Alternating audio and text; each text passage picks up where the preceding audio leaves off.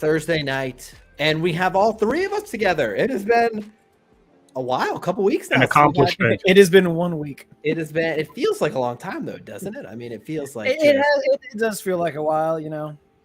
But we're here now, and that's all that matters. Here to talk all the Star Wars Shout goodness. out Blue Pig with the new profile picture. Got the new profile pic. Nice. I'm digging it. Yeah, I noticed these things. That's right. We are eagle-eyed here on the chat. Welcome, everyone. Happy to be here. Excited for another Star Wars week. This week, it's going to be pretty focused probably on one major topic.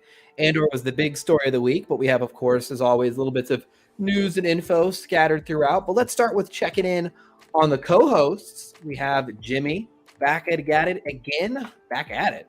From movie, boxing things up. How's it going, Jimmy? How's your week been since we saw you last? I'm so tired. So my week starts Saturday is my Monday.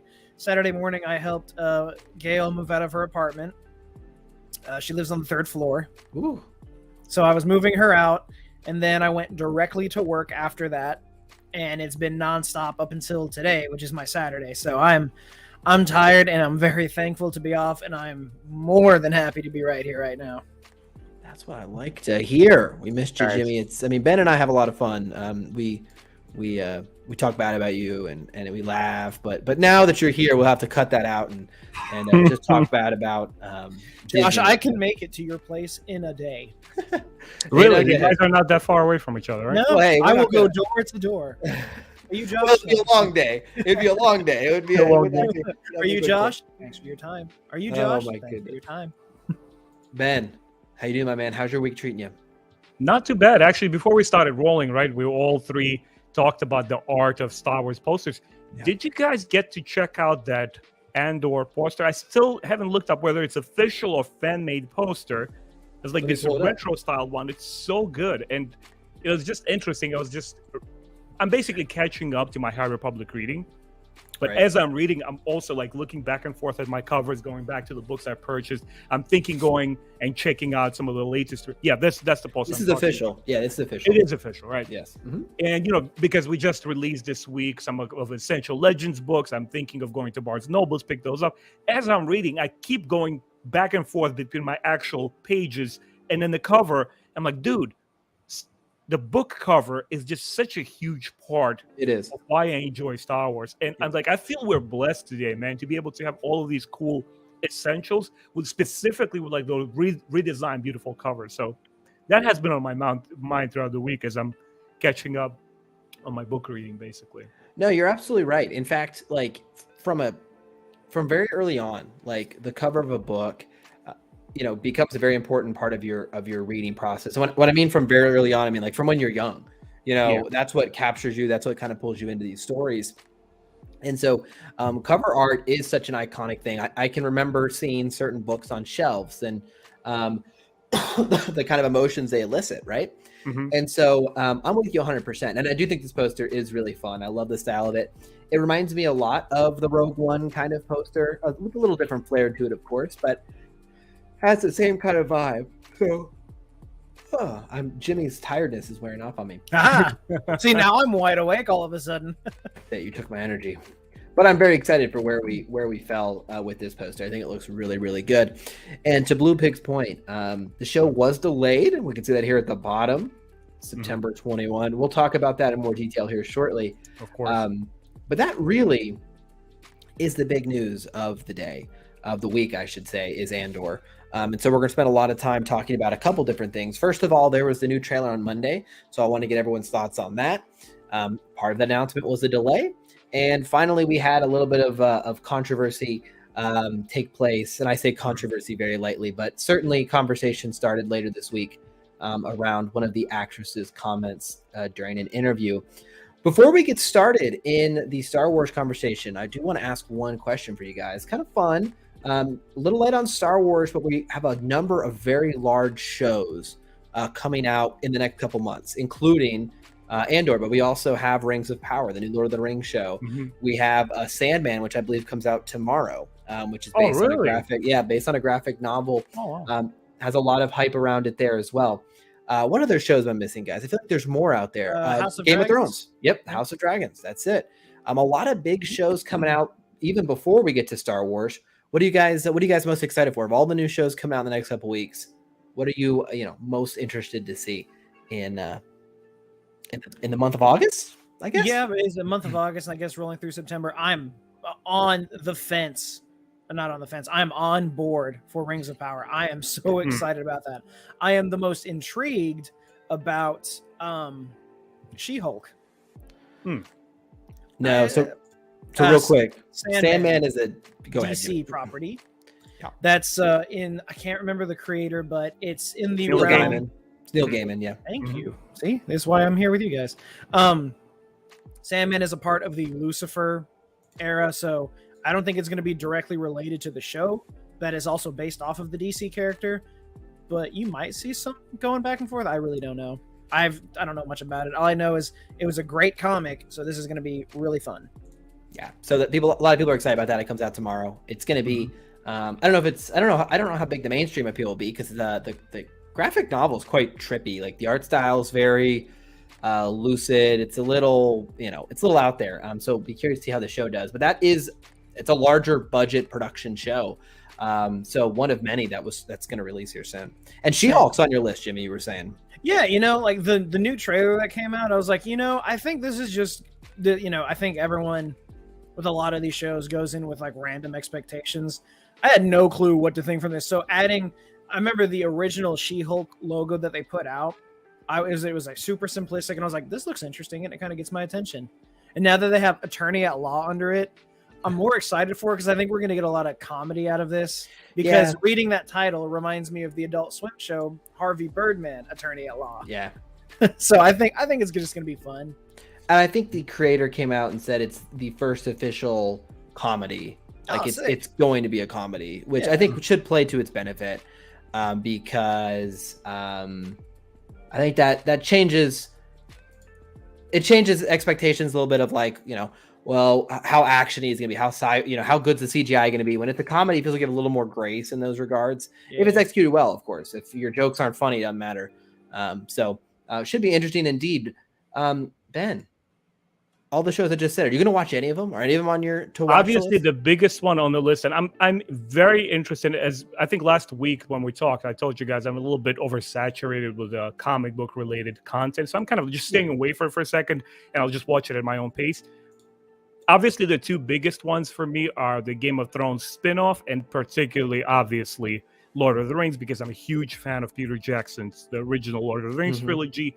I enjoyed the Hobbit movies just as much. They were like totally a little bit more geared towards family and kids, but still amazing films. I'm very, very reserved in both cases.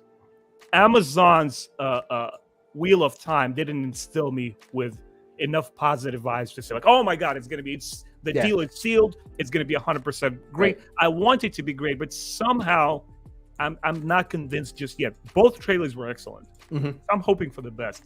I'm actually looking forward to the show that already started, the Westworld. Right, we're on season 4, right? 4. Yep.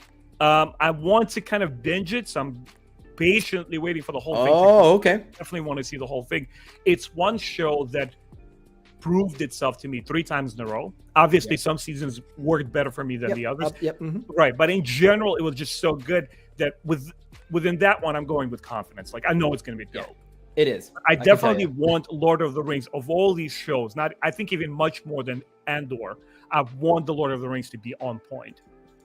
It's an interesting conversation for sure. I mean, because it's such a large property, such an iconic adaptation of fantasy, maybe one of the most successful fantasy adaptations there ever's been in the Lord of the Rings films. In fact, I'm rewatching the extended cuts right now. I just watched Fellowship of the Ring Sunday and Monday, those long, like 4-hour cuts or whatever they are. They're long. So I'll rewatch those in prep for Rings of Power. One of the reasons I started with all of these shows that are coming out, you might say, Josh, what the heck? You talk about Star Wars. Why are we talking about these other properties? Well, I believe, this is just Josh's opinion, the landscape of shows we just laid out, She-Hulk coming out, Westworld currently running, Sandman coming out tomorrow, Rings of Power coming out September 2nd. Is that like the first week of September? September 2nd, yes. And of course, House of Dragons, which comes out a week before that. you guys noticing something? Andor was supposed to come out that last week of August as well. And I personally believe this is for the best for all these shows that they don't release in the same 2 weeks. Like, it is so easy for them to outshine each other and actually damage their chance of being successful that I think Disney made the really smart choice of just saying, hey, let's wait a couple weeks. We'll give you your first 3 episodes all at once. So the show's not going to take any longer to roll out. Instead of doing, an episode premiere and then another episode, they're just doing the first 3 weeks in one. So let the other shows breathe. For Disney, it's let She-Hulk finish because they don't want them to go at the same time. And then, why release the same week as Ring of Power? One of the most expensive TV show ever made. It's going to have all the buzz, good or bad. It's going to dominate all the news cycle. Why compete against it? Why compete against Game of Thrones follow-up? To me, it makes total sense. So even though I'm bummed because I wanted to get on here and see the show with you guys in 3 weeks, I really think ultimately they made the right decision. As we're talking about, I mean, we all just named a show in that group that we're going to watch as well. And it can be challenging to be like, okay, I got to watch, 10 hours of Ring of Power, another 12 hours of Andor. I mean, it can get very, very hard to get the same level of engagement and excitement from your audience. Yeah. That's my opinion. What do you guys think about the delay? Jimmy, let's start with you. How did you feel when it was announced we're going to delay to September 21st? I think were you the first one to tell me that? Like, you texted me that morning because you were like, new trailer, also it's delayed, and I was like, excuse me. It sucks. I'm fine to wait. I'm in an area now where I have caught up on my reading. I've caught up on content for past shows. With a little bit of breathing room. I will take a little bit more breathing room because this will give me a lot more time to focus on Princess and the Scoundrel when that comes out in roughly, I think, 12 days now. Yeah, let me check. Should be the 16th. But them saying, yeah, it's being delayed, but here's a 3-episode premiere. Like, okay, you know what? I'll take that. That's fine. I think it was supposed to be a 2-episode premiere to begin with. Yep. So, yeah, 3 is fine. What I'm more interested in is what's going to happen to the Bad Batch and Tales of the Jedi. Mm-hmm. Is it going to get pushed? Or are they all just going to fall over each other? I'd personally be okay with that. Although I think the content side of me would start crying, but It would. And let me pull up right now, Jimmy, as we're talking, we pass over to Ben. Here's what we know about the show so far. This graphic was made by the Twitter page Star Wars Television. So go ahead and give them a like, give this a follow. This is a really cool graphic, which just gives you an idea of the timeline for the show, not just the timeline of like when the show takes place in the Star Wars universe, but also like literally when the episodes are going to air.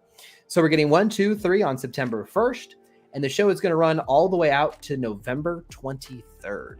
So it is going to run quite a bit of time. September to November, it's going to be over a couple months we're going to spend in the Andor space. So hefty show. I'm excited. So you are totally right, Jimmy. I had the same thought. I was like, when does Bad Batch come in here? Does it release like the first week of December? That could be really fun. Because the initial thing was like I guess it was an error. I don't know. Someone may have just like photoshopped this and we all believed it. But there was a post that went around where if you went to the Disney Plus Star Wars page, it had a banner for the Bad Batch and it said streaming September. And I want to say it said September 21st.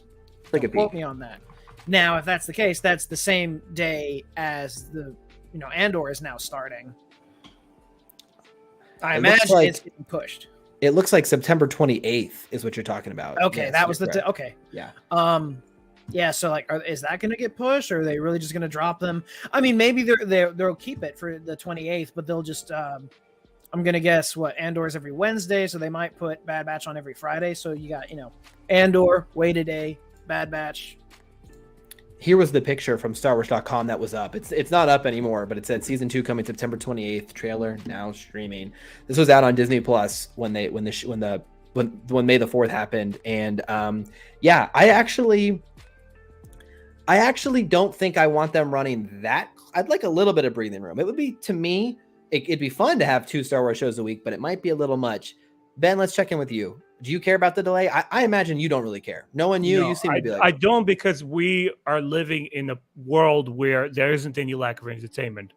Yeah. It's like I have to jump over mountains of my video games, back to the books, get back into the comics. Like it's massive. It's insane. I'm actually happy this one is getting a little bit further away, because I also think that, obviously, guys, within the context of this show, when we stream, or outside of it, all of us will be talking about all of these shows coming out and compare them to Andor, right? We don't just exist in the Star Wars fandom. We all have other things that we enjoy between us three, right? Yep. So I think it will be very interesting, both for us, for the audience, to see, hey, this show did it this way, or the writing is done in this style, or they're not using volume in like Lord of the Rings.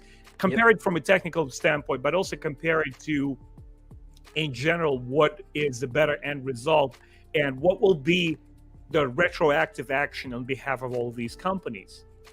I don't believe for a second that Disney is not learning from what they did with Mandalorian, going to the Book of Boba Fett. You clearly saw, for better or for worse, some different experimentation. They even put, Mandalorian within a completely different show and took us back to Luke and Grogu, something we didn't expect. And then with the Obi-Wan Kenobi, it's reintroducing all they constantly kind of like slowly shifting things around, seeing what works better.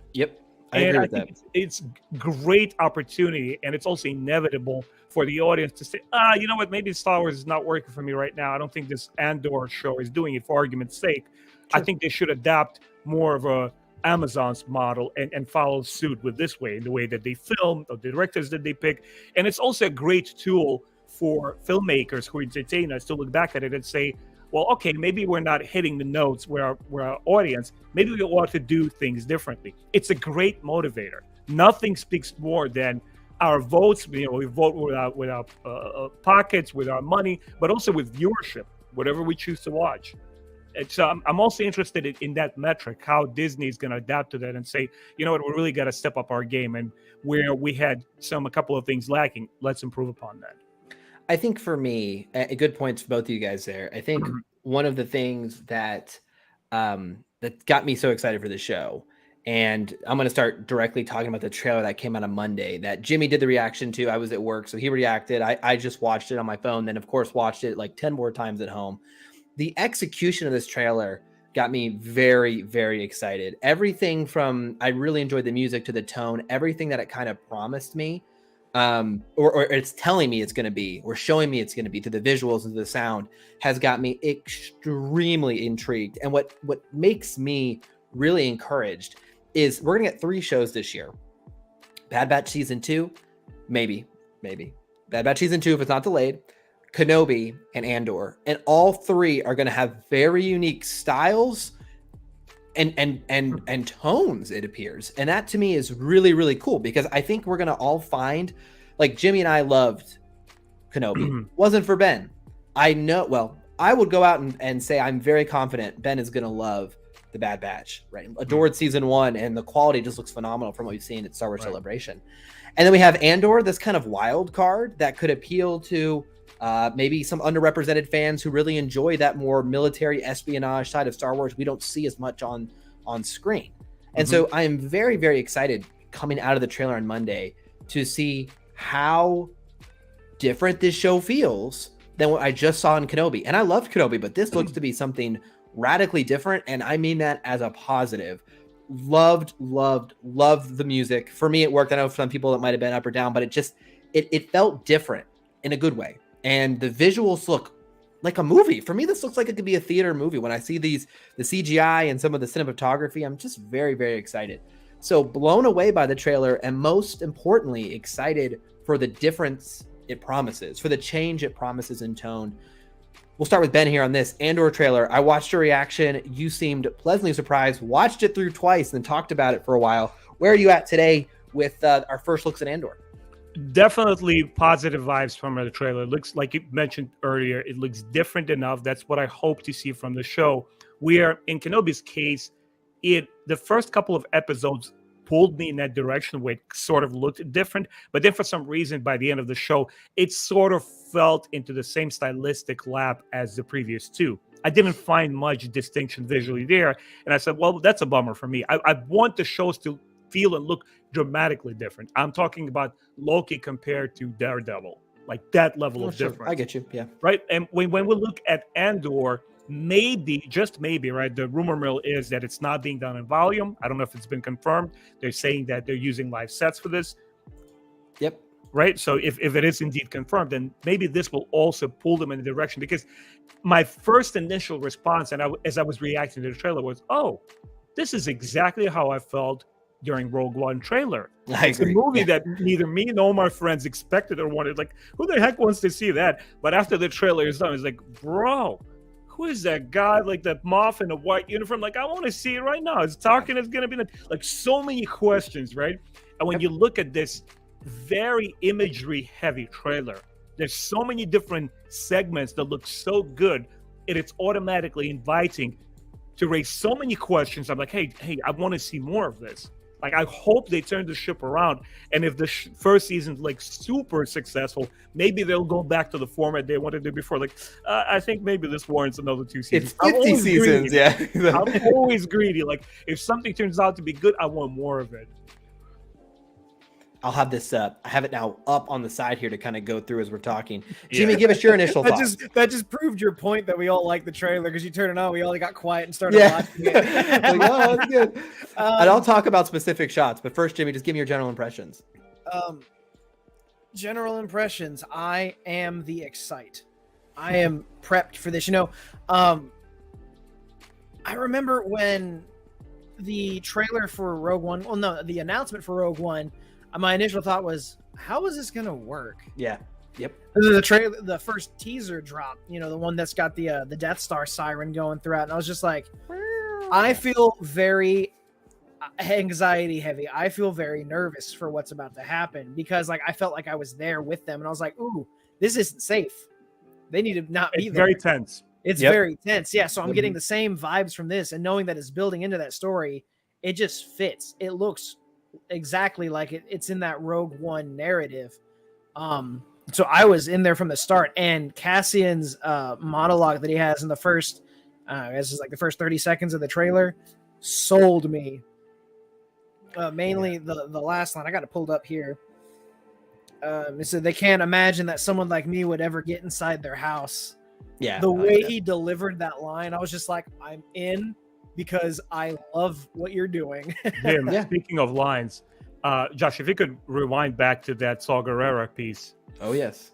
So there's an inside joke between myself and my friends when we saw the Rogue One movie. Like, we all kind of agreed that some of the acting or writing or the way that the performances were captured didn't quite deliver. That a lot of it felt kind of like it just didn't resonate on screen. That it was intelligently written, but some of it didn't work out. Sure. And I always poked fun of Saw Gerrera. Like, from the beginning of the movie, he sort of set the tone when he's like reaching out to the young Jin. He pops open that man who's like, "Come, child." I'm like, oh my god, bro, is this gonna be the rest of the movie like that? It was so heavy. It just didn't feel right. And we know that he's an Oscar-winning actor. Name is floating in my air, guys. Give me a hand. Forrest Whitaker. Right? He's an Oscar-winning, phenomenal actor. I know he's capable. When you see him in this trailer, it fits. Like, you get that moment instantly. Like, the performance is coming through. You're like, oh, dude, I'm ready for this. Yeah, he definitely. I know exactly what time. He was a little. He was very pronounced. That's exactly what I was going to say. It's pronounced. Yeah, very pronounced. My child. Exactly. One of the things that really, as I'm going through this trailer again, what I really, really like about it is we see a lot of visuals that are familiar, like the costume design, city design, ship, but different. Yes. Familiar, but tweaked. Clone Trooper armor that's not quite the same. Empire uniform that's similar but has its own spin. Ship designs that are familiar but their own thing. And I absolutely love so much of that. It feels like it's part of the Star Wars galaxy. It's an era we know, but it feels like a different part of the galaxy, slightly adjusted as it should be. And so just these ships right here, we have this Empire design ship, and folks have talked about this. I think was based on an original design for like a Star Destroyer where it has like a radar dish on all three. Yeah, it was an old school design for a Star Destroyer back for the original trilogy. It was then reused for Solo. We saw it in one of the trailers, but then it got cut out of the final product. I imagine that had to do with some of the reshoots, but I don't know. Yeah, I think that's very I fair. forget the name. I know Eckhart's Ladder was over the moon about it because he loves ships, and so do I. And even then, Skarsgård, I can't. What's his first name? Is it William? No, it's There's so many of them. I don't know. Yeah. It's a big family, but his character, the ship he's flying, clearly looks like something of a Corellian freighter, just based on what you can see from the the cockpit, the inside of it, the outside, the engines on the back. But it looks so abstract, like it looks new. Stellan Skarsgård, thank you. It's Stellan. So the use of ships that look familiar but look completely different. I love it because it's almost like playing a trick on your own brain. You're like, do I recognize this? Exactly. I feel like I should. Yep, I like that a lot. Jimmy's a fake fan. That's funny. No, to Nick's comment here. Oopsie, they've ratted me out. All right, Disney, where's my check? Yeah, exactly. To Nick's comment here, are there expectations for Andor and how much of those sway a show? That's a real thing. Where if fan perception of the show is so high, it can sometimes reach a bar where it can't be matched, right? And I think that actually is going to play in Andor's advantage because I think to Star Wars fans, to big Star Wars fans like we all are here, we are like over the moon for this show. I have a feeling a lot of casuals aren't exactly maybe not on their radar quite yet. And even if it is, maybe they're like, oh yeah, I'll get around to it. I think that's gonna play very well like it did for Rogue One, where a lot of people went into the theater like, I think this is gonna be the same situation, but I could be wrong. But that's what I think. Because the first leak teaser for Rogue One that was at, I don't know if it was at Star Wars Celebration, but it was at some event. It was a trailer that was never publicly released. It just had had a TIE fighter flying over like a forest, and it like panned up, and you saw the Death Star in the background, and then it just cut to a black screen and a bunch of screaming and yelling and gunfire, and I was like, I feel panicked. I want to know what happens. It just instantly, that's what brought me in. It's the atmosphere of the show. So any expectations, like for me personally, I want the show to stress me out. It's supposed to be a political spy thriller. Obviously we know nothing's going to happen to Andor, but all these other characters, they don't necessarily have to die, but I want this show to give me those feelings of this character's in trouble and I have to wait till next week to figure out what happens. I want something like that. A lesser expectation is I want to know what's going to happen with Saw's hair for him to shave it for the beginning of Rogue One and then for it to grow back later. Yeah, my expectation is we obviously going to get action aplenty as we see in the trailers. I want a show that is more geared towards adults. Yeah. So far from what I've seen, from Mandalorian to Kenobi, they're written kind of like in a very family-oriented, kind of like easily digestible way that anybody could center themselves in the scene and understand what's going on. When you watch spy films, when you watch like, these war genre films, not necessarily action-heavy war films, but thematically war films. One movie that comes to mind is Steven Spielberg's Munich. Right, there's a lot of spy games going on and adults talking between each other and figuring things out. That's what I want from this Andor show, because it seems like it's character-centric.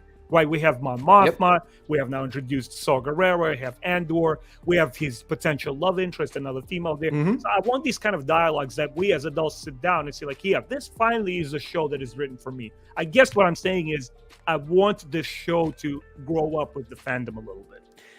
So two comments there. First of all, I think what you just described, Rogue One did a good job of at times, especially with Andor himself, where he's doing morally gray things like killing and like killing people off. And you're like, oh man, he's not necessarily a good guy. Like he's not like this clean and cut.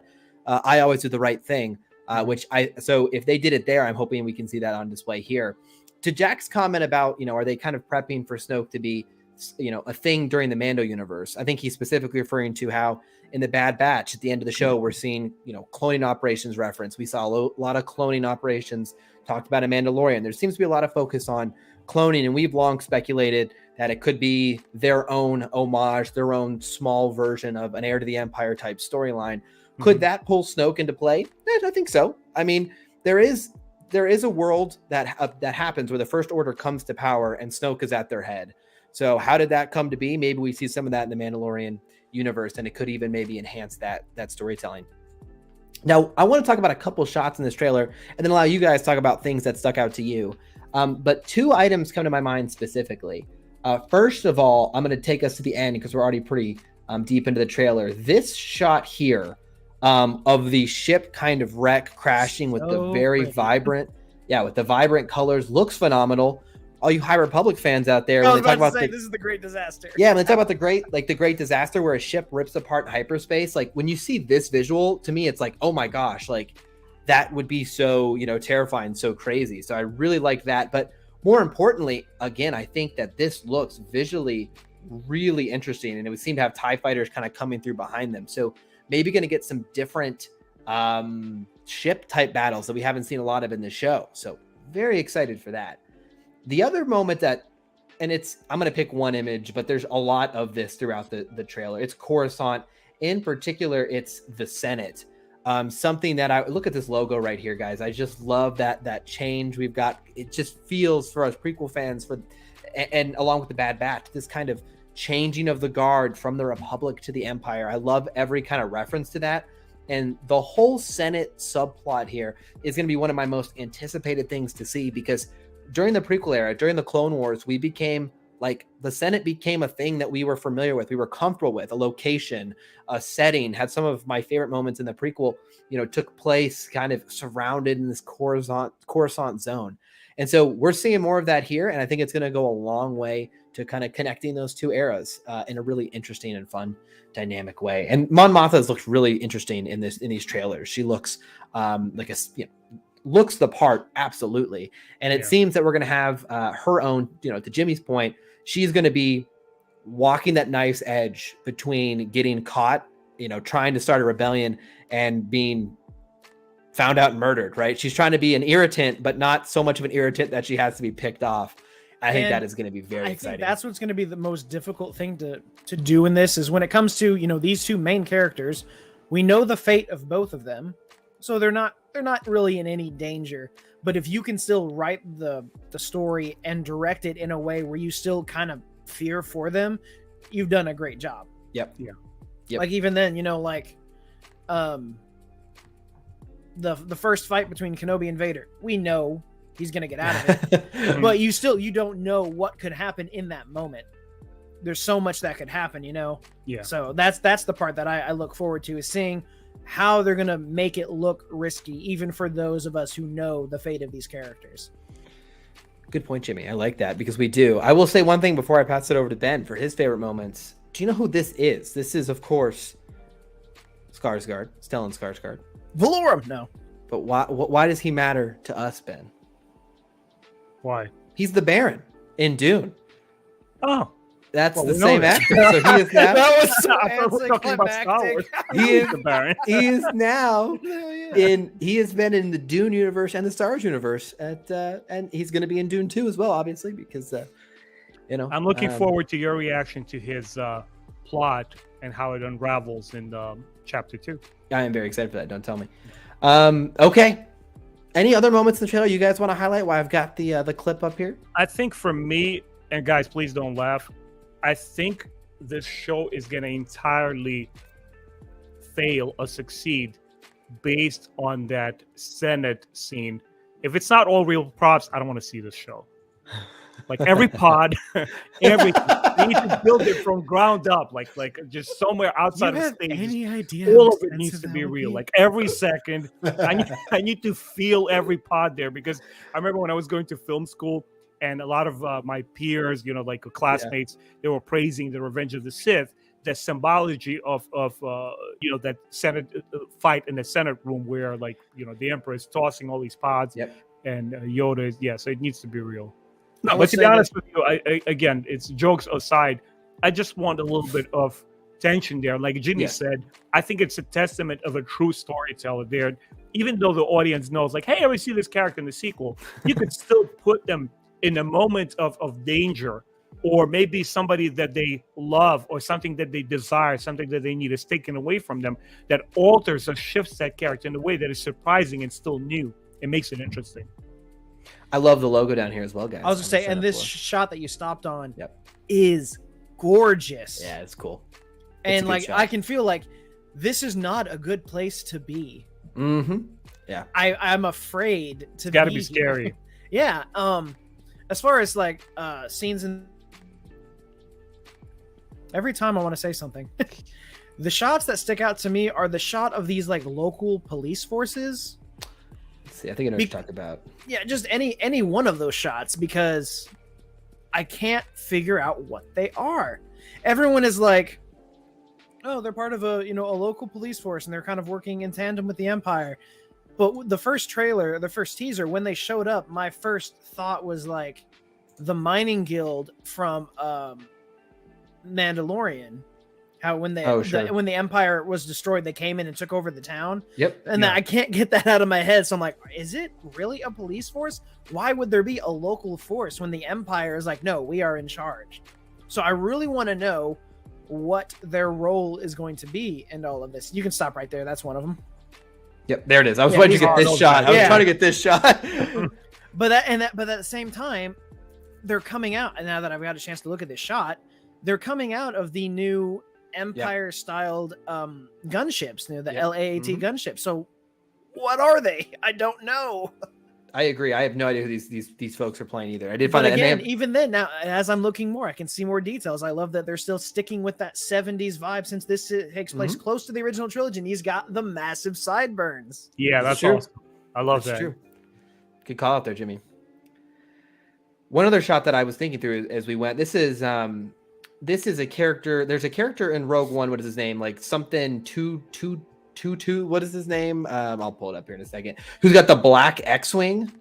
That looks sick as heck. Oh yeah, I never got a chance to look at that either. What is his name? He's this guy. He has a name. He's in Rogue One. They literally call him Mr. Two Tubes. Right. Something like that. Yeah. But here's the cool thing: if you look at the hangar way in the far corner, you see that little white guy. He's that giant bear-looking dude. That's right. Yeah. That's good. I love this X-wing. I think it's so cool. It's like I know those are sick. Yeah, I like this. He gives me Ochi of Bassoon vibes for some reason. He does. So does that doctor guy at the end of the trailer. That guy freaks me out.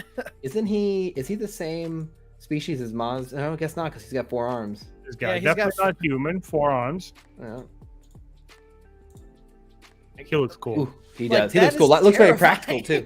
It does look practical. Back to like pulpy era. These mad scientists, kind of like really cheesy and interesting looking 4 arms. Like, what the heck is this? It's so interesting. Yeah, I'm with you. I'm really on board with the show. Throughout the trailer, you see different types of clone trooper helmets as well. You got phase 2 clones and you got stormtroopers. So just showing it's going to span so much time. And that's another thing I'm really looking forward to. And Diego Luna, one thing I was afraid of, that he's going to look too makeup-y, like too much kind of like design for the show, that he looks out of his age. It's so believable, even though, Rogue One happened several years ago. You look at him like, yeah, he looks younger. I think it was maybe strategic on their behalf because, the history behind the movie was pitched 11 years prior to shooting. It was intended to be a TV show. Maybe as they were filming the film, they were saying still, maybe if this succeeds, if this is interesting, it was their first solo movie out, right? I believe. Yeah. Rogue One was the first one. Yep. Maybe they were thinking, maybe we can back engineer some of these characters and tell some of their stories. So let me ask you this. I'm going to go refill my water real quick before I start coughing. Let me pose this question. I'll come back and join. I have a theory that Rogue One is one of those movies that's going to become more beloved over time. Like, as the farther we go, I think the more people are going to appreciate that movie. When it seemed to maybe get a little bit lost in the shuffle with all the big Disney trilogy drama and the MCU was going on. And like watching this trailer back, it just really made me want to go watch Rogue One again. And I think that is really exciting. What are your thoughts there? I'll be right back. Yeah, I've been thinking about watching Rogue One again, and I've seen a lot of people talk about, since Saw Gerrera is going to be in this, that now is a good time to either read for the first time or reread Rebel Rising and Catalyst. Which, You've read Catalyst, right? I have not. I own both of those books, and I have not read them. I probably should. I do want to point this out real quick to Blue Pig. You said, can someone translate the Arabesh on top of the gunship? I will try to do that off screen and probably pull that up before the stream ends.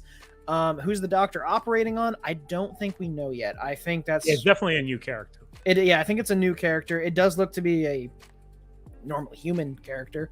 But Ben, your thoughts? Yeah, does this make you want to rewatch Rogue One or revisit some of those books or what?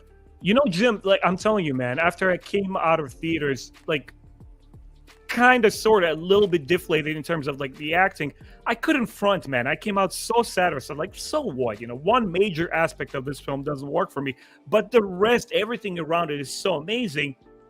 Either take it or leave it, man. You know, at the end of the day, it's just entertainment. I came away satisfied. And to be honest with you, the more I've watched it, the more invested I became in the actors' performances. Not because the movie became better, but because you kind of like put it in a context over and over again. And I think for you specifically, if you plan on reading Catalyst before going into the show, I think it's going to benefit you in a great way, because it also helped me to connect with the characters that I couldn't on screen, if that makes sense. So the book helped a lot. And then you return to this movie, and there's so much great content already on screen that with each new rewatch, like they become less and less significant. All the little nitpicks I have, they just are tossed to the side. It's fair. And you know, that's one of the crazy things. One of the reasons I love Rogue One so much, and why I'll probably like Andor just as much too, is because, you know, I lay in bed at night and I just get into the deep dive of Star Wars lore in my head. And Rogue One really is such a sad movie in the fact that, you know, these people risk their lives to help the galaxy destroy the Empire, and no one knows any of them. Yeah. The unsung heroes, Yeah, they're just there, they helped, and they're gone. And by the time A New Hope starts, they don't even question who got the plans. Yeah. And I'm just like, God, if I were in universe, I would want to like put a monument somewhere to the members of Rogue One for what they did to the galaxy. See, this is why I like Star Wars way too much. But I like that now I have at least more time to spend with Cassian as a character, and possibly some others. We'll see what happens when season 2 comes around. So I think, yeah, it really does make me want to revisit Rogue One and appreciate that. And if I've got time, which I think I do, I might dive into Catalyst and Rebel Rising and see if it will enhance the experience for me at all. You know, one thing I like about what you said there, Jimmy, I think you absolutely highlighted one of the reasons I've really loved Rogue One is that, yeah, you know, you're like, if I was in universe, I want to make him a statue. But here's the thing, Jimmy.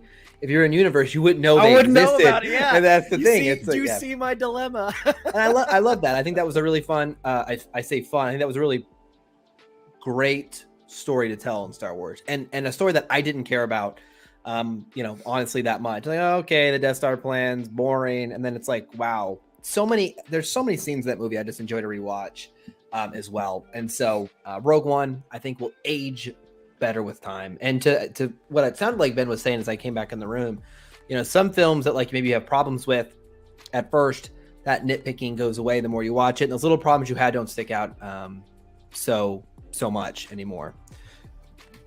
So I do want to talk a little bit about some of the, I'll use the word controversy.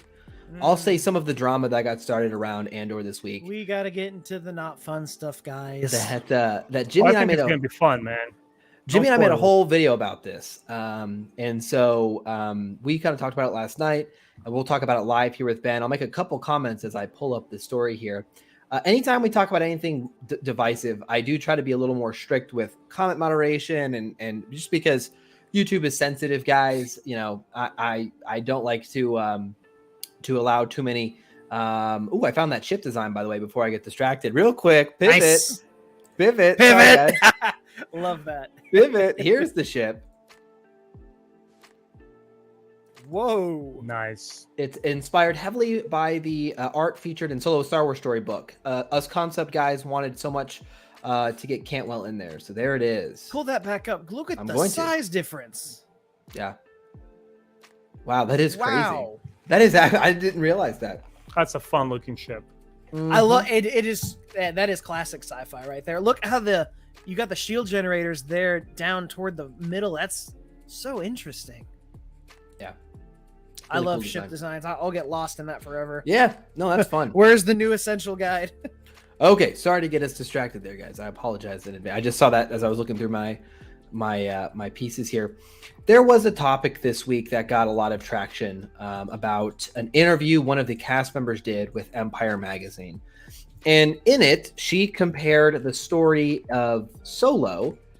She said, hey, they've crafted a story that tells a modern day tale of Trumpian America. And it's going to show, and I'm paraphrasing, I'll pull up the exact quote. And Empire put that out there on Twitter, and they knew exactly what they were doing because that got all over the YouTube thumbnails today. It got all over Twitter. People talking about how Andor has a strong political agenda. And we're going to talk about a lot of different things here. Okay, so I want to try to focus our conversation first on just the comment itself. I'm going to say my piece, and I'll allow you guys to speak in. On the comment itself, which for some reason I can't find, but we'll hear in a second. I want to be clear that this was this actress's interpretation of the script. This was not what the director said, the writer said. This was just this actress's just opinion that she gave to Empire Magazine. And whether you agree with her or you don't agree with her is not really the point to me. The point is that does not necessarily reflect what the show writers had envisioned. Sure, maybe some of the themes they explore can mimic geopolitical conflicts around the world. And there's always parallels between politics in fantasy and politics in the real world. Right. But I do not believe that the showrunners set out to tell a story based on Trump's America. That's just my opinion of the quote. I don't think we should put the entire intent of the showrunners based on one actress's interpretation. And just to be honest, that actress's role in the show, as far as we know, is only one episode. So not even like the main actor or actress. So all of the stories that have gone around today about what this means for the show and how it's going to be woke now, I do not believe that this quote is indicative of that in any way. And if you read the full article on Empire, there is almost no information in the article. It's about 2 paragraphs long. They take this quote from Fiona Shaw and they don't tell you any other new information, any new breaking details. It's just stuff we knew about the show, and they wanted to get this. So I didn't like this whole ordeal because it felt very much to me part of this clickbait, get a inflammatory quote, stick it out there. I bet you Disney PR's team was like pounding their head against the wall. Like, why did she say this? It's only going to make people upset or cause controversy. And I'm not even talking about whether you agree with her or not. I just think this is bad PR for your show that comes out in a month, especially if it's not the director saying it. If the director came out and said, hey guys, I made this show. My creative vision is to tell you all about Trump's America via Star Wars. Okay, well, that guy made the show. That woman made the show. Okay, that's gonna be infused here. But one actress's feeling, I don't think is fair. If I was the director, I'd be like, well, thanks for, that's not what I intended here. Or maybe he did, but he didn't come out and say it himself. So that's just me. I didn't like the quote. We'll dive into some more aspects of it either. Do you guys have any other comments on just the quote itself? We're going to dive into a lot of different angles here, but her thoughts Very in here. quickly, I don't have any problem with it. I don't see why it's the issue, why it's blown out of proportion. I don't care if it's Empire Magazine or anyone else posting it. Obviously, we all see disclaimers when we play our favorite video games. There's been created by a collaborative group of talented people with different worldviews and blah, blah, blah, blah, blah. In a country where we're supposed to celebrate and thrive on freedom of speech, since when it's not okay to express a point of view, without vitriol, without, verbal violence, just state how you feel. And then another intelligent person come respectfully at you and say, well, I politely disagree. Let's debate about it. Let's talk. It's Sure. mind-boggling. I came to the U.S. in 96, and comparing to the environment today, this overly obvious freedom of speech that we always like to parade around, it seems to be evaporating because we don't want to offend people anymore. Why is it offensive if you and I disagree? Guys, Jim, Josh, we've guys known each other roughly for a year. I don't know where your political stances are, but if you came at me today or tomorrow and say, hey, I voted for this guy or for these reasons or for that person, why is that a problem? I think it's absolutely beautiful when people disagree, when people come at a round table, sit down and just express ideas, talk about it. I don't see a problem with it at all. I think where I fall, and it's a fair point, Ben, where you're like, hey, I don't care if she said it. It's her right. She can say whatever she wants. I can disagree with her. No, why is it a problem? Yeah. Even if Trump, obviously, it's a highly polarizing figure. It's a whole thing. We're not going to jump into this discussion here. But even if it's a difficult topic, especially if it's a difficult topic, we all need to trust in each other. They're both adults and we're going to respect one another. I think that's fair. Where I don't like it is more from a perspective of this, to me, the way it's being presented by Empire and these channels, I don't think is an accurate portrayal of what was said. I think she was giving her kind of take on how she felt, what she felt the story did. And it's now become kind of like, oh, this is what the show's about. And that's what she feels the show's about, but it's being presented in a way where the quote says, Andor is Star Wars' take on the Trumpian world. Fiona Shaw tells Empire. It's like, well, that's not exactly fair. That's not what the showrunners said. That's not what Disney said. That's just what this actress who's in one episode said. And so that's where it kind of bothers me, is how it's being packaged and presented in this kind of clickbaity information. It's not something I love. It just, to me, it doesn't even feel, to your point, Ben, it doesn't feel like a real genuine disagreement or discussion. It seems like clickbaity kind of low hanging fruit, if that makes sense. And I don't like that it's going to spawn all of these kind of videos and titles about, golly, the guy writing the show is probably like, well, gee, thanks. Like, that's not how I feel, maybe. And then you just put it everywhere. And now I'm, I got to defend this. And that's why I don't like it. I just think it could be confusing. Exactly. I think it's more of a side effect of our kind of take a quote and put it out there culture than a real inflection on genuine disagreement, if that makes sense. And I stand by with you on this regard. I've been pretty consistent. Like, the internet is a very easy place to say just whatever you want, and people can react however they feel like it. And it's led to a lot of PR headaches. I see people in chat are talking about Gina Carano. We know the whole story there. We remember when KOTOR remake got announced, there was a writer attached who said some, very hard left things. I can't remember what she said, but she said some crazy things on Twitter that were kind of, maybe a little wild. I said the same thing for both of those people. I don't necessarily want someone to be fired for something crazy they say on Twitter, but I do understand as a companies very much care about their image.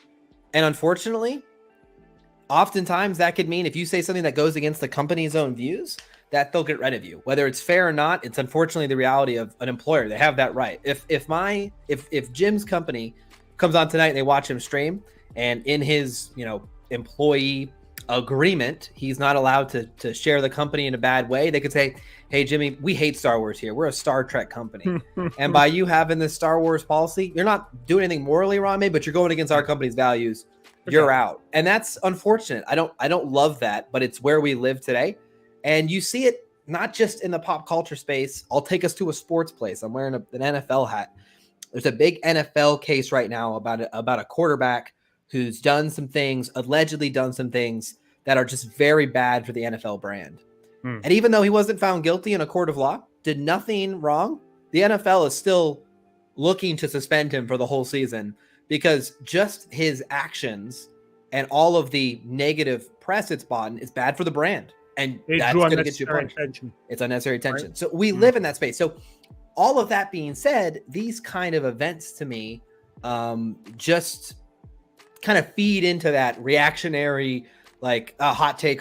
And I can show you that I'm not going to, but I can show you the thumbnails on Twitter I've already seen today about people saying Andor has hidden political agenda. Andor is going to be political when it will be political. And that's where we'll transition this topic to.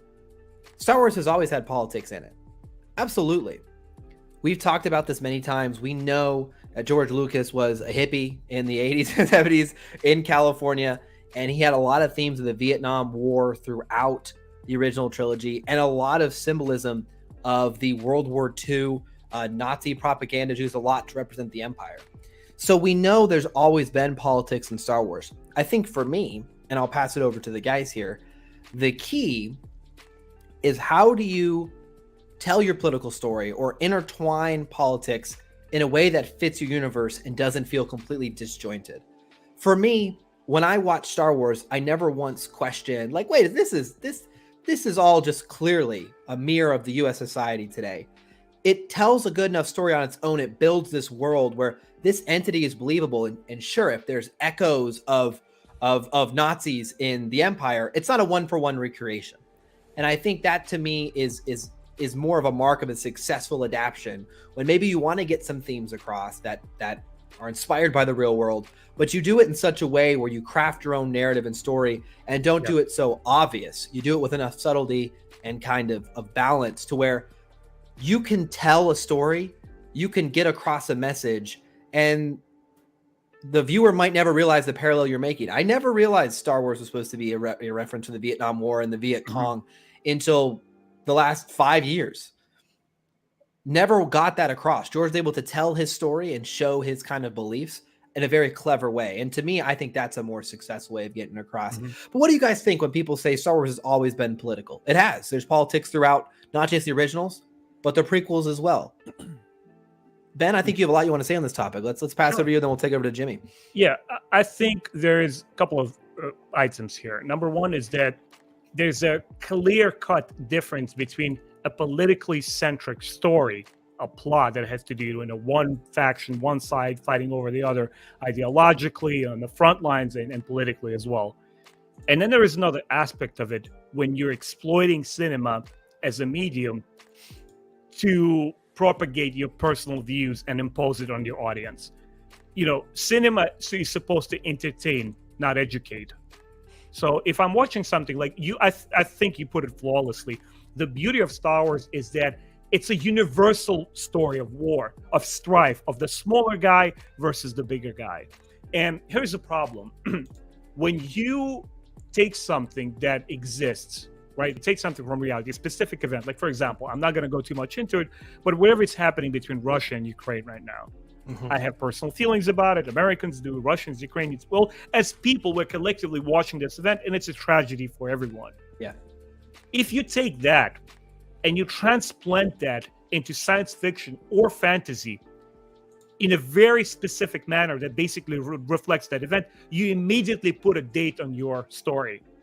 And 20 years from now, as is with every big historical event, when 20 years passed and people have a new insight, a new outlook on it, and people kind of flip and turn it all around, and people have like a new view on this, you go back to the movie that somebody shot some 20 odd years ago, and he looks at it, oh, that's what this person was trying to say. Well, they were woke, they were stupid, they were one-sided. You immediately limit yourself when you go word for word verbatim and you try to. I don't think that's the objective of entertainment in general. Your objective is to entertain me, to give me. That is not to say that cinema should shy away, Star Wars should shy away from these kind of topics. Just do it in a way that a person from Cambodia, Australia, and Siberia can all look at it and say, yeah, I understand the message here. I understand that you shouldn't, basically what prequels are. You shouldn't take control and become this evil emperor and basically dictate the destinies of all these like independent worlds. That a story anybody can understand. And I like where you're going with that in the timeless and it spans beyond culture. So it's funny. I was talking to Jimmy and we made our video last night, making a joke. I was like, there's but kind of serious at the same time. Like, yeah, you could watch Star Wars and be like, I get it. The rebellion is the U.S. and the Empire is Britain. you can kind of see the parallels because we can all kind of play ourselves internalize in that it, yeah. Right, and so I do like where you're honing in. Where a really good mark of a good political story is the way you can see different eras fit those different kind of character roles, and it stands up over time when you see these sorts of dynamics and universal truth being played out on screen. I think that's a really interesting point there. I'm going to read Jordan's comment here and then pass over to Jimmy because I liked this comment. It says, it's funny because I haven't actually seen any controversy anywhere outside of Twitter. Spent a lot of time on different Star Wars Reddits and there hasn't been anything. And this is a great reminder for all of us who, Jimmy and I and Ben, who are all online in this culture every day. We see it all, we consume it all. It can feel very loud to us because it's what we live in, right? It's where we spend like a ton of our free time. And so I do like to remind us that if I were to go and talk to some of my casual friends about like, oh man, what'd you guys think about that Andor, article from Empire? They'd be like, what the heck are you talking about? And so it's a good reminder. But one thing I said to Jimmy last night, and I'll kind of segue him in with this, is what I don't like about these is it gives people, like there are already people who are starting to spin the narrative and will look for every time the show does anything that they view remotely left leaning or right leaning, and they've built this kind of boogeyman, and they're looking for it to manifest itself. So even when there's not a real example of it, they're kind of looking to find it. I don't like when these narratives get started before a show airs. That always kind of frustrates me, and it's not just in Star Wars. We see it in other media too. Jimmy, where are you at? Weigh in. All right, so the initial question was, is Star Wars political, correct?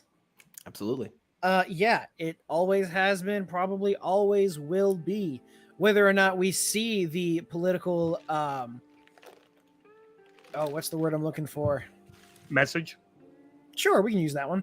Whether or not we see that, or the influences, that's what I was trying to think. Whether or not we see political messages or political influence in it, it's up to the viewer, you know?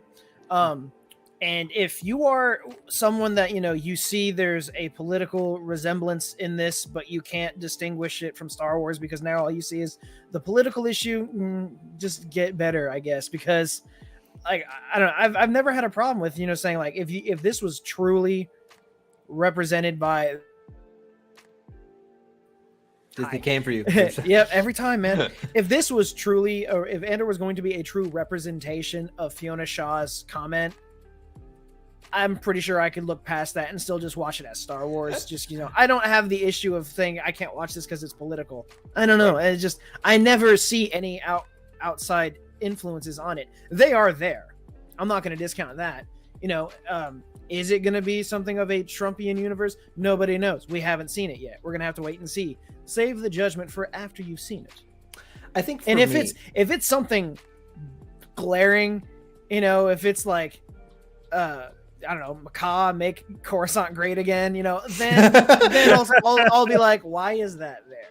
Yeah, exactly. Yeah. But I think, Jimmy, just very quickly. Oh, I'm sorry, MAGA. Make Alderaan great again. Blow it Alderaan great, yeah. to make it very quickly to point to what you're saying, I completely agree with you. And I think if it were indeed to be a show that wants to parallel what is happening there, regardless how I feel about Trump, Joe Biden, anyone else, I never want just my side of the argument to be represented. I want it to be whole-sided. I want to see all points of argument and show us back and forth. It's sort of what they do in Star Wars with the Empire, right? Sometimes when they show that not all Imperials, like in Rebels, they're bad, that what they're doing is good. Like in Rebels with Zeb, when he's like, "Hey man, actually, like when I killed your people, like they told us you were the bad. Like I didn't really see it." Go ahead, Jimmy.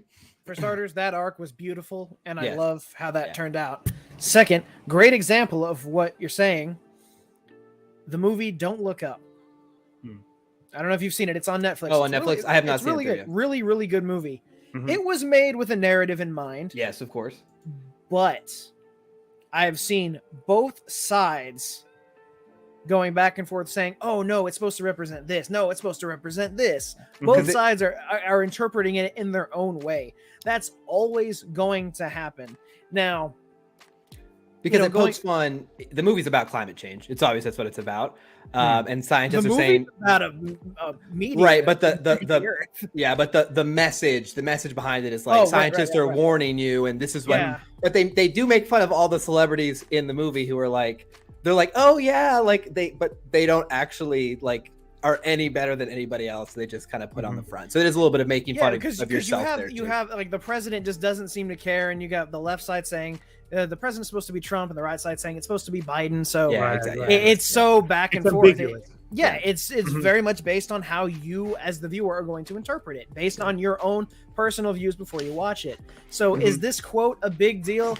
I don't think so. Empire loves to do this thing where if they're writing puff pieces on Star Wars, they're going to interview everyone. Whoever's got the most interesting quote, they'll take that and say, there's our fix. Because that happens every time. You can see every Empire article. You'll see a lot of them were like, that's controversial, that's controversial, that's controversial. I'm sure they had a field day with Gina Carano, but the difference between what Fiona Shaw says and what Gina Carano was doing is that you have a brand new Star Wars product that's doing really well, and she just kept going with it, and it was kind of dragging all of it through the mud. If this is Fiona Shaw's only comment and it's done, it's harmless and it's all. That's it. She's also not a prominent figure in this show, whereas Gina Carano was a main character. So there's the differences there. Whether or not you agree with it, that's fine. That's just how I'm viewing it. Again, it's all based on how you're going to view the show.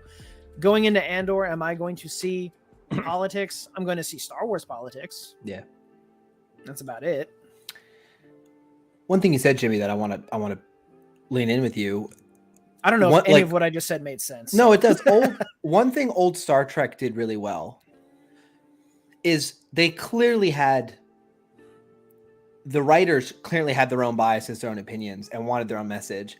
But I always felt, not always, but there were times in certain storylines where I felt like there was clearly a good position and a bad position, but the bad position was treated like reasonable. Like, hey, you could see these people are wrong, but you could see that why their intent led them here. They're wrong, and we're going to correct them via the show. But it doesn't treat them like, well, they're terrible. They got here because they're putrid evil. They got here by flawed logic, and we're going to dispel them of that. And I felt like Star Trek, for all the things I don't love about Star Trek, always did a great job of that in particular, where they, like you said, they present kind of both sides in a way where it's like, okay, even though they clearly have their own bias, their own agenda, they don't show the opposition as evil and ununderstandable. They show them as flawed in their thinking, and we're going to correct that through the Enterprise, learning or teaching you. And I think what we all know, and this is a reality of the times, but it's always been this way, is creatives, whether it be music, TV shows, books, movies, they put their own biases in there. They're everywhere to be found. They have that. There's no escaping it. And so the reality is every show we watch, every media we consume, probably does have some sort of that creative's bias being shown throughout the product. It's a reality. If done well, I think everyone made a really funny point there. I think it was GFet earlier who said when something turns out to be good, everyone wants to claim it, and it's true. Like it's well said. I really like that line. I think what I'm going to be most interested in is once season 1 is over, all of the videos that are going to come out talking about, did this quote really affect it? Because that's going to happen. Yeah, 100%. I think the show is going to be. My prediction is like this quote is not going to play out at all in the way people are making it out to be, and it's nothing more than just the. We're going to be so consumed in enjoying and discussing the show, it's going to get swept under the rug. Yep. Wanted to talk about it because we knew it was going to dominate the space today. One thing, though, I thought was interesting, from Ben's perspective, as a fan of cinema for longer term, through historical cinema, even beyond the views on walls of Star Wars and his study at school. I mean, you've seen things like propaganda used in films throughout time, right? For your time back in Russia. Do you want to maybe opine on that a little bit? Talk a little bit about what you've seen as far as how creatives would in a heavily regulated government even would put out certain products and movies that had certain messages behind them. Yeah. First of all, guys, thanks everybody for sticking with us. I know it's not an easy topic to discuss, but I think it's important to talk about it in a civilized manner. Like all three of us, I'm sure we have different worldviews to show an example that we all can still talk about. And the last segment I wanted to do for you guys, I think you'll get a kick out of it. And it's to address some concern of you guys who thinks you were looking forward to this Andor show and you don't want it to be polluted by all this gibberish that's happening in the political scene. You just want escapism. You just want to have a good time. So I'm kind of old, getting there in advanced years. No Alzheimer's yet, but I'm 41. So I caught the last 9 years of Soviet Union. Mm-hmm. And then, of course, everything fell apart, Russia. So I saw firsthand, I've been raised, just as my parents were, with Soviet-era cinema. And the segment that I wanted to bring to your attention, guys, because it's hugely relates to Star Wars, how George Lucas was inspired, and still look forward to this Andor show, because even if you have a politically motivated piece of story with specific agendas, it still doesn't take away from its artistic value. And this is the example I wanted to bring. So in the Star Wars fandom, within the last maybe 10, 15 years, as became more active in social media, Akira Kurosawa's name gets thrown around a lot. In world cinema. He was one of these innovators and originators. So there's a like-minded individual in Russian Soviet-era cinema who was active during 20s and 30s. His name was Sergei Eisenstein. He's a renowned filmmaker who basically advanced the medium in general. He was as, if not more influential with other directors out there. He was acquainted with Charlie Chaplin. He traveled to the West during 30s. He wanted to shoot a film with Paramount Pictures. He got as far as making a script. Anyway, long story short, he made several movies post-Russian Revolution. And obviously when the cinema started back then, even before World War II, both the Germany, Russians in Europe, they realized how the power of media like cinema can be harnessed to tell your propaganda, to tell your side of the story, to basically inform and raise a generation of your society to follow in line, right? So he made a series of movies in 20s and 30s. One of them is Battleship Potemkin, which is like a part of the Criterion Collection. It's a movie that's known around the world. And one of the films that he was made in 1938 was Alexander Nevsky, which is a movie based on a Russian historic figure who's like a popular character there. He's known to be a defender of great Russia and so forth. George Lucas was directly influenced by that film. There's shots online. Guys, we'll try to drop a link. Maybe, Josh, if you like, you could drop it in the video description. I'll send you the link. Where there are articles and shot-by-shot comparisons where George Lucas looked at the Teutonic Knights in that film, because it is indeed a cinematic masterpiece. I'll get to the propaganda part a little bit later. It's such a beautifully crafted film. You look at these Norwegian Teutonic Knights, and they're rocking that black dark armor. That sort of inspired and formed Darth Vader's suit. You look at, there's like this monk-like figure. You look for him, he looks literally like Palpatine, like this cowl over his face and like skeletal arms and all these gestures that he does through the movie. Oh, wow. And there's a lot more. Jimmy, I just learned about this story last year. I'm Russian, and I didn't know his name, and I grew up with this movie as a kid, Alexander Nevsky. See, I would have loved to learn about this in school. Yeah. And so he made this movie, Alexander Nevsky, which is like medieval Russia, right? This defender knight who is protecting his country against these invaders.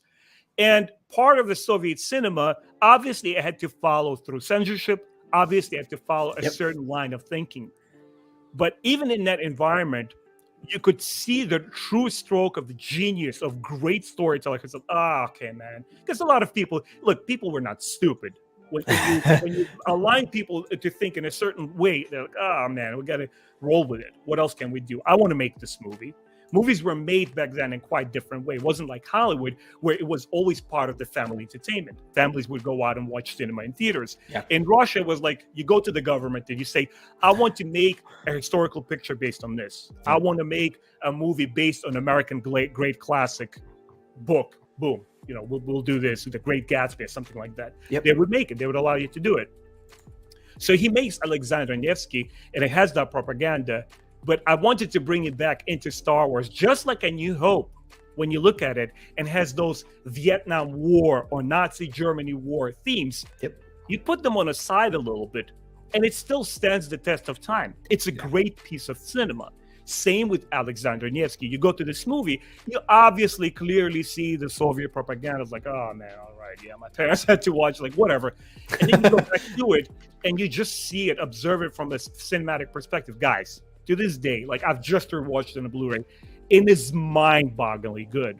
And the reason that we're saying this, once again, guys, I wanted to make that parallel just to give a little bit of little juicy information to our audience, that things that informed Star Wars, these older precursor directors, he was also a film theorist. They kind of informed George Lucas. I believe there was even an article where Industrial Light and Magic gurus, the originals, they were also very aware of his films. So for those of us who are looking at Andor, and again, all of this buzz is getting to you, and you're kind of getting a little bit nervous, don't worry, guys. I think at the end of the day, and the show is great, and the story comes through, and the script is wrong, and Diego Luna and the rest of the actors are busting their asses off to give us great performances. That's what's going to count in the end. Yep. Agreed.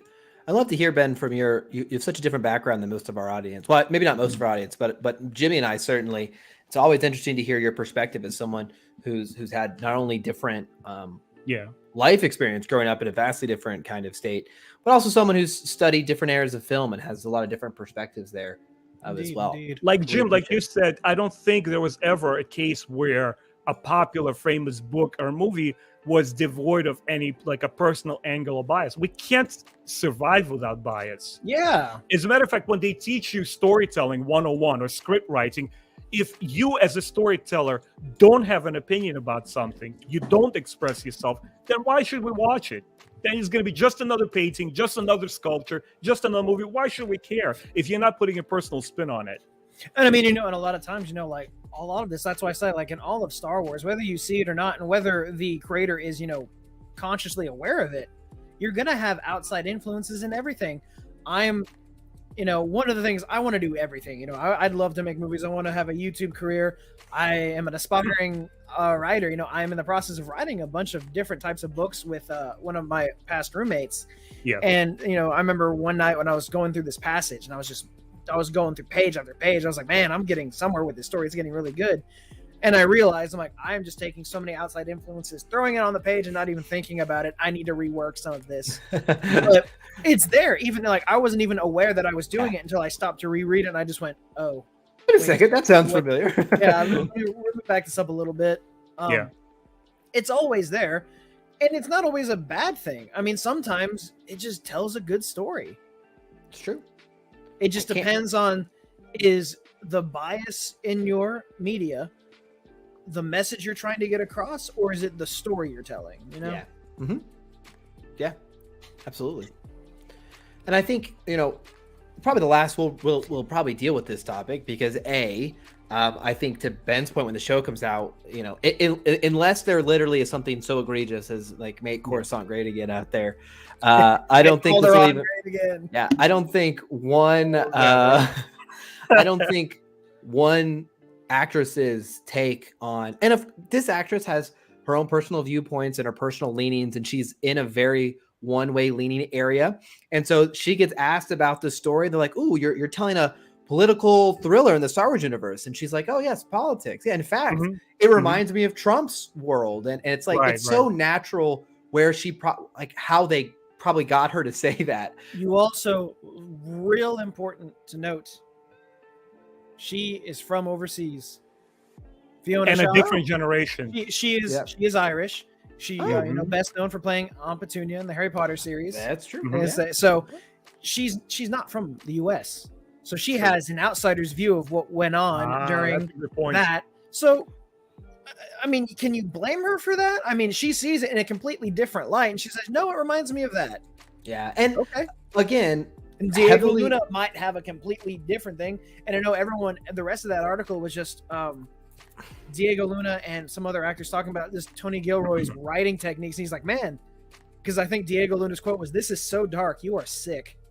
I love it. I'm hoping. Like, I think we're gonna get some really. This is gonna be probably close to your rated R Star Wars that some people want. I think probably it's not pretty grim and gritty, not gory. Exactly. Yeah, the distinction there.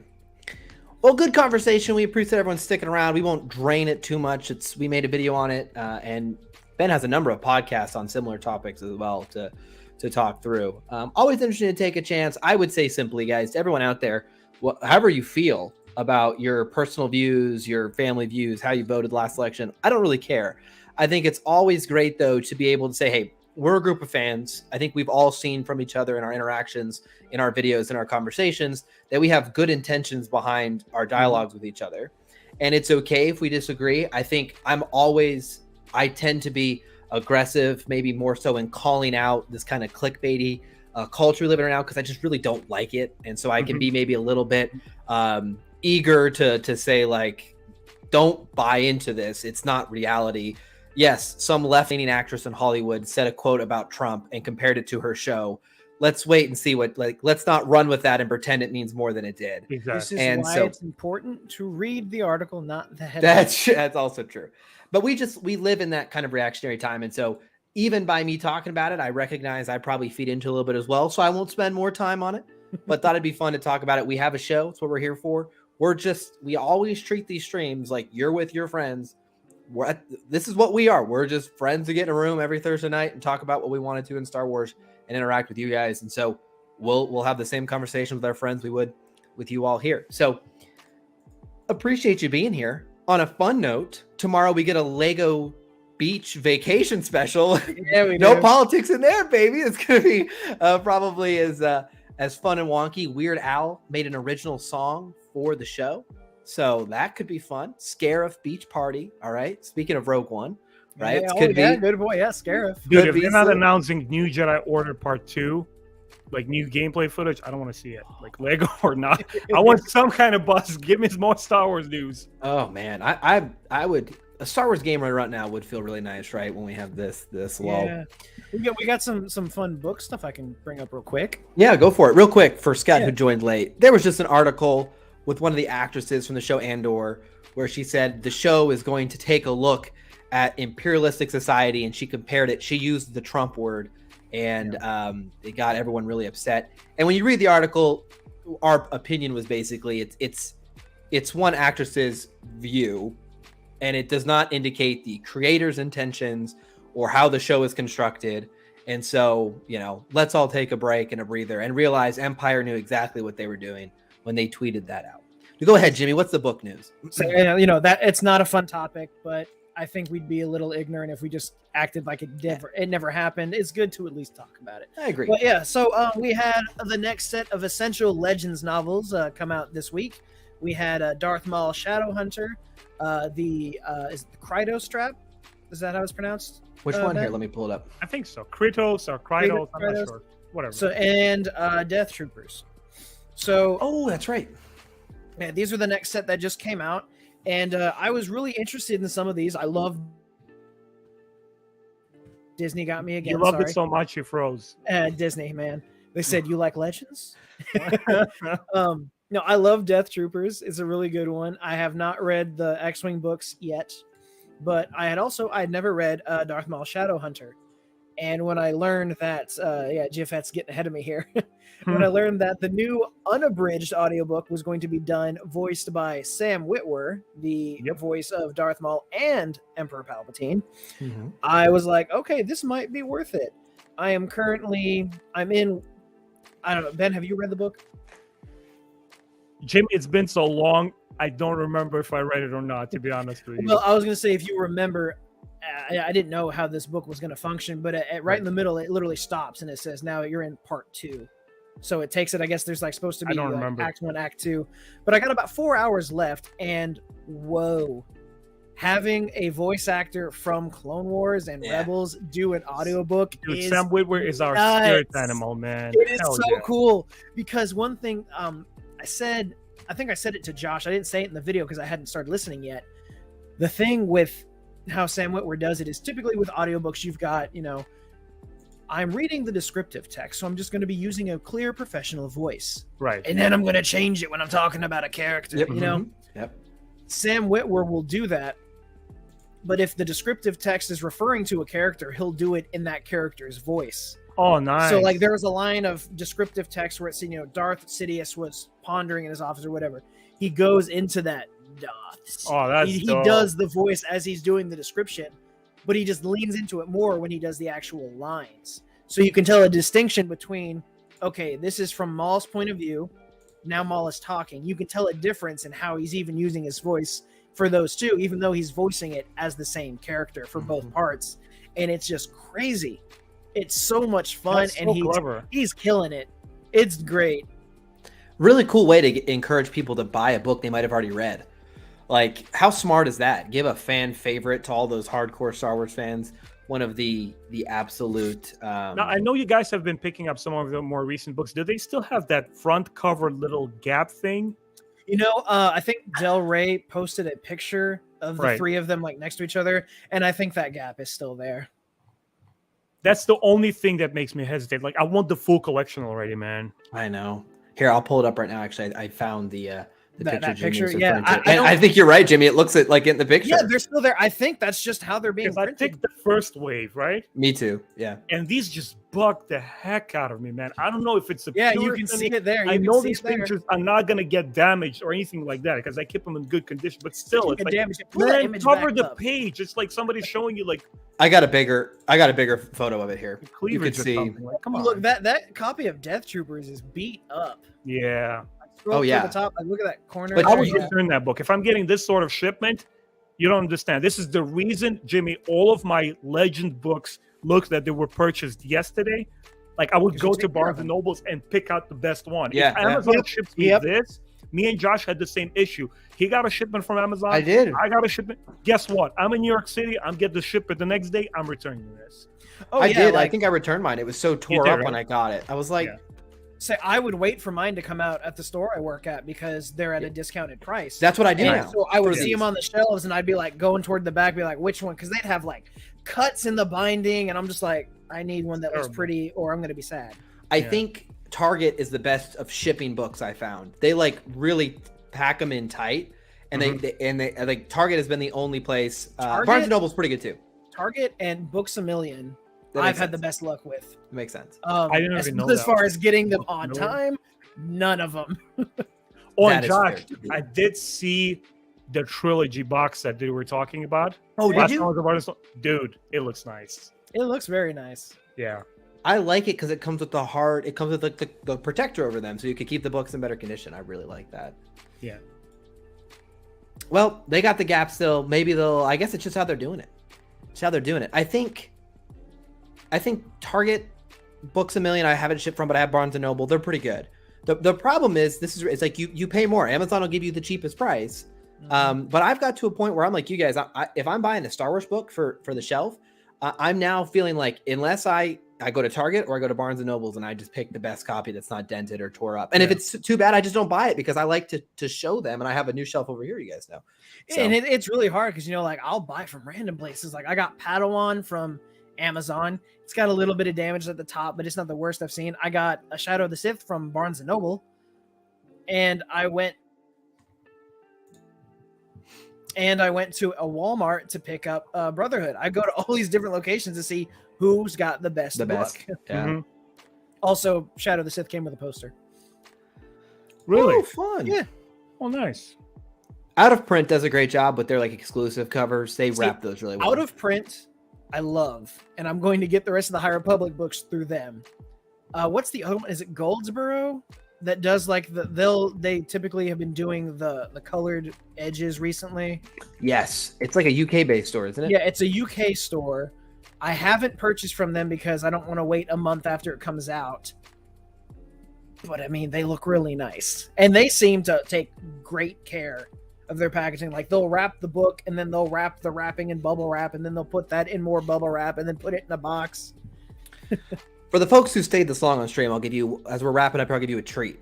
If you're a big book collector and you're feeling like, okay, I need to get my favorite series in like a really cool edition, this site is really cool. And in fact, Daniel Green put out a video yesterday. If you guys don't know, he does like fantasy book reviews, and he put a video out about like a buying guide to deluxe editions and like what each kind of indicates and probably what's worth your money. And there's this site that I had found a while ago as well that he covered that's really cool. It's called Juniper Books, and they sell, I'll pick Lord of the Rings. So we were talking about that today. They sell like these covers and they come in two different colors, for example, black or natural. Whoa, and you can buy just like these book sleeves for over your existing copies to like kind of fancy them up to where they look on the side kind of like this, or front on, they have a little bit of a different look to them, which is kind of fun. Nice. And they can also sell them to you with the book. So if you're like, well, I don't have the series, you guys know I'm a big Wheel of Time fan. This is like the ultimate way to display those books. That's dope. And so it's really cool, ridiculously expensive. You also got to think too, like, I'm glad that they sell these with the books, because you may have a book where the sleeve doesn't fit. Mm-hmm. Those damn science fiction book club copies, am I right? Exactly. Oh yeah, here right here. We're both talking Juniper right here.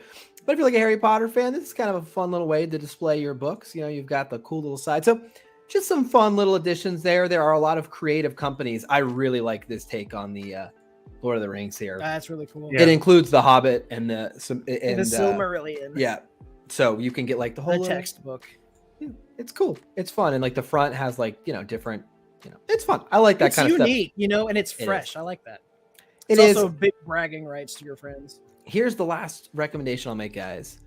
Yes, they're very expensive. They're like $200, like for just the jacket sleeves, They could be $100 plus. The Lord of the Ring ones are $160 just for the 3 books. Damn. I mean, if Disney starts, if I can keep cashing the checks from Disney, I'll buy it.